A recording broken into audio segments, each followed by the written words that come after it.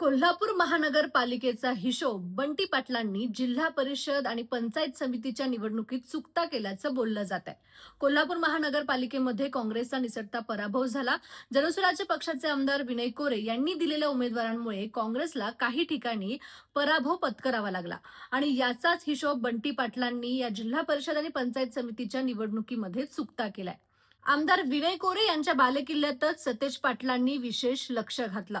घुणकी आणि भादोले या दोन्ही मतदारसंघांमध्ये ताकदीने आपले उमेदवार बंटी पाटलांनी निवडून आणले आणि यामुळेच विनय कोरे यांच्या बालेकिल्ल्याला बंटी पाटलांनी सुरुंग लावल्याची चर्चा झाली. महानगरपालिकेच्या निवडणुकीमध्ये जनसुराज्य पक्ष आणि महायुती एकत्र लढवत होते, पण काही ठिकाणी जनसुराज्य पक्षाने स्वतंत्र उमेदवार दिले होते, जे की सतेज पाटलांचेच फोडलेले कार्यकर्ते होते आणि त्यामुळेच काँग्रेसला पराभव पत्करावा लागला. आणि हे सगळं लक्षात ठेवून बंटी पाटलांनी घुणकी, भादोले या ठिकाणी विशेष लक्ष दिलं आणि महानगरपालिकेचा हिशोब हा पंचायत समिती आणि जिल्हा परिषदेत चुकतं केल्याचं बोललं जात आहे.